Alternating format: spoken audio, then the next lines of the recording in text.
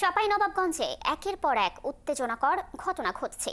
শনিবার শিবগঞ্জের তেলকুপি সীমান্তে হাবিল নামের এক বাংলাদেশি ভারতীয় সীমান্তরক্ষী বাহিনী বিএসএফ এর গুলিতে আহত হন। বর্তমানে তাকে রাজশাহী মেডিকেলে চিকিৎসা দেওয়া হচ্ছে। আহতের পরিবারের দাবি, সীমান্ত এলাকায় ভরে গমের জমি। আসসালামু আলাইকুম ভিউয়ার্স, কথা বাড়ায় কোনো লাভ নাই। চাঁপাইনবাবগঞ্জ কিন্তু দখল করে নিলেও ভারত, বিএসএফ এর দায়িত্বে আছে চাঁপাইনবাবগঞ্জ, কিন্তু আমাদের বিজিবি কিন্তু কোনোভাবেই ছাড় দেবে না। বিজিবির যে অফিসার আছে অনেক ভালো মনের মানুষ, সে বলছে কোনো প্রকারের কোনো ধরনের ছাড় হবে না।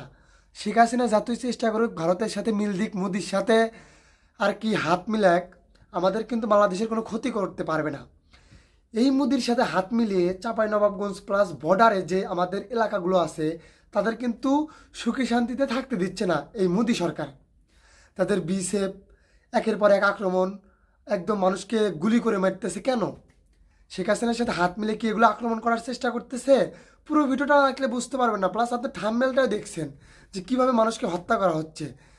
হত্যা করছে কিন্তু শেখ হাসিনার হাত দিয়ে, মোদিরও হাত আছে।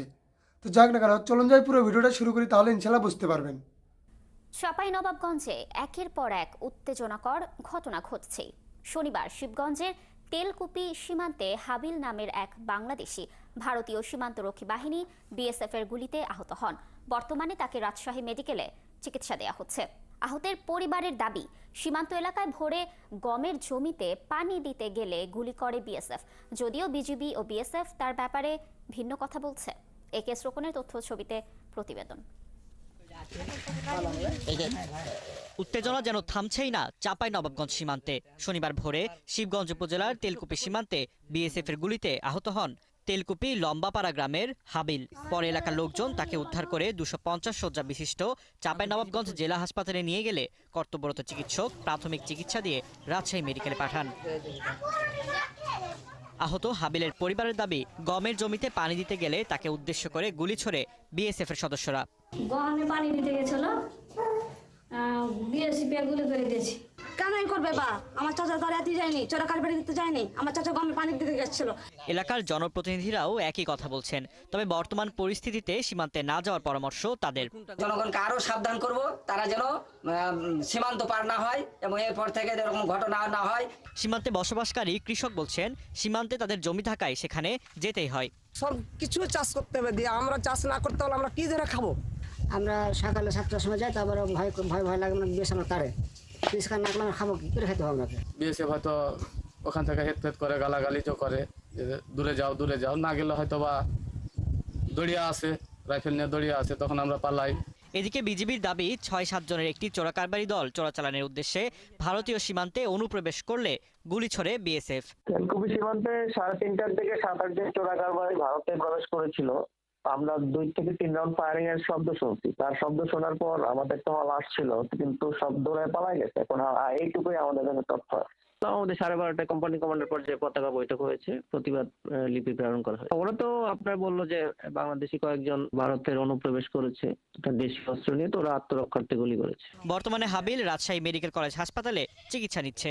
ওনার ডান সাইডে বুকের পিছনের অংশ থেকে একটা গানশট ইনজুরি ছিল এবং সেই জায়গাতে কিছুটা রক্ত জমেছিল এবং রক্তক্ষরণ হচ্ছিল। পেশেন্টের অনেক বেশি শ্বাসকষ্ট শুরু হওয়াতে আমরা প্রাথমিক চিকিৎসা দিয়ে এখান থেকে ওনাকে রাজশাহী মেডিকেল কলেজ হাসপাতালে রেফার করেছি। বর্তমান সরকারের কাছে সীমান্তে নিরাপদ পরিবেশ নিশ্চিত করার দাবি জানিয়েছেন এলাকাবাসী। ফারদিন নীরব, 71। দর্শক, চাঁপাইনবাবগঞ্জের সীমান্ত পরিস্থিতি নিয়ে বিস্তারিত জানাতে চলে যাচ্ছি আমাদের সহকর্মী এস রোকনের কাছে। রোকন, সীমান্ত পরিস্থিতি এখন কেমন দেখছেন? উত্তেজনা কমানোর জন্য প্রশাসনের ভূমিকা কেমন দেখছেন, এবং সেই সাথে জানাবেন যে জনগণের নিরাপত্তা রক্ষায় আসলে কতটুকু ব্যবস্থা নেওয়া হয়েছে? কি তথ্য রয়েছে আপনার কাছে?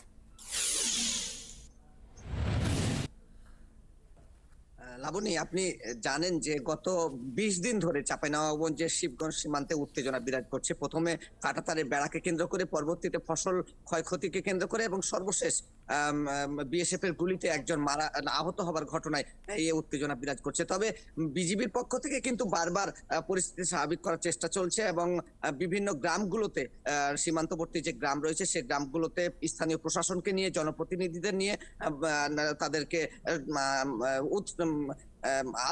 আলোচনার মাধ্যমে পরিস্থিতি স্বাভাবিক করার চেষ্টা করছেন এবং বারবার বলা হচ্ছে যে সন্ধ্যা থেকে সকাল অবধি পর্যন্ত, সূর্য ওঠার আগ পর্যন্ত যেন সীমান্ত এলাকায় কেউ না যায়। শুধুমাত্র চোরা কারবারিরাই কিন্তু সন্ধ্যার পরে সীমান্ত এলাকায় গমন করে থাকে, যার কারণে কিন্তু গতকালকে কিন্তু আহত হওয়ার ঘটনা এমনটি দাবি করছে বিজিবি। এবং বিএসএফও কিন্তু একই ধরনের মন্তব্য করেছে। তারা জানিয়েছে যে তারা আত্মরক্ষার জন্য, যখন তারা তার কাটার বেড়ার কাছাকাছি চলে গিয়েছিল তখন আত্মরক্ষার জন্য তারা গুলি চালিয়েছিল। তো স্থানীয় লোকজন যেমনটি বলছে যে তাদের কিন্তু জমি সীমান্ত এলাকায় রয়েছে, তাই তাদেরকে পরিবেশ নিশ্চিত করতে হবে। এবং বিজিবিও বলছে যে বিএসএফ এর পক্ষ থেকে তাদের সাথে যখনই যোগাযোগ করা হয় তখনই তারা সাড়া দেয়। গতকালকে কিন্তু দুপুর 11টার কিছুক্ষণ পর তাদেরকে পতাকা বৈঠকের জন্য জানানো হয় এবং প্রতিবাদ জানানো হয়, যার প্রেক্ষিতে 12:30 থেকে 1:45টার দিকে 180 আন্তর্জাতিক পিলারের কাছে কিন্তু একটি পতাকা বৈঠক হয় এবং সেখানে বিজিবি প্রতিবাদ করলে উল্টো তারা সীমান্তে যেন পতাকা বৈঠকে যে পূর্বের যে সিদ্ধান্ত হয়েছিল সীমান্ত এলাকায় জনগণকে না পাঠানোর, সেই বিষয়টি তারা তুলে ধরে এবং সীমান্তে শান্তি রক্ষার জন্য লোকজন যেন না যেতে পারে সীমান্ত এলাকায়, সেটি দাবি করা হয়। এবং হাবিল কিন্তু এই ঘটনার শিকার হয়েছে, যার কারণে কিন্তু আহত ঘটনা হয়েছে। আর বর্তমানে কিন্তু পরিস্থিতি সীমান্তে স্বাভাবিক অবস্থা বিরাজ করছে। তবে বিজিবি যে বিষয়গুলো, গতকালকেও কিন্তু তারা তেলকুপি সীমান্তে মত বিনিময় করেছে এবং সেখানে বর্ডার গার্ড ব্যাটালিয়ন 59-এর অধিনায়ক কিন্তু নিজে উপস্থিত থেকে তাদেরকে বোঝানোর চেষ্টা করেছেন, তাদের সচেতনতা বাড়িয়েছেন। এবং গতকালকেও কিন্তু বলা হয়েছে যে আপনারা এইভাবে যদি এই উস্কানিমূলক পরিস্থিতিতে আপনারা সীমান্তে গেলে কিন্তু এই ধরনের ঘটনা ঘটতেই পারে, যার কারণে বারবার বোঝানো হয়েছে। তবে এই স্থানীয় লোকজন যদি সীমান্ত এলাকায় না যায় তাহলে আমার মনে হয় পরিস্থিতি ক্রমেই স্বাভাবিক হয়ে আসবে বলে মতামত বিজিবির। কানিজ রোকন, আপনাকে ধন্যবাদ আমাদের সাথে যুক্ত থাকার জন্য। আপনি থাকুন সেখানে, আমরা পরবর্তীতে আবার আপনার সাথে যুক্ত হয়ে সর্বশেষ তথ্য দর্শকদের জানানোর চেষ্টা করব। আশা করছি পুরো ভিডিওটা দেখছেন এবং বুঝছেন যে হ্যাঁ আসল ঘটনাটা কি।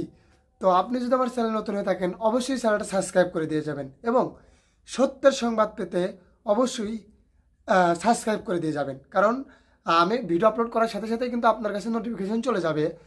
তো সবাইকে এরকম সত্যের সংবাদ পেতে অবশ্যই চ্যানেলটা সাবস্ক্রাইব করে দিয়ে যাবেন। সবাইকে ধন্যবাদ।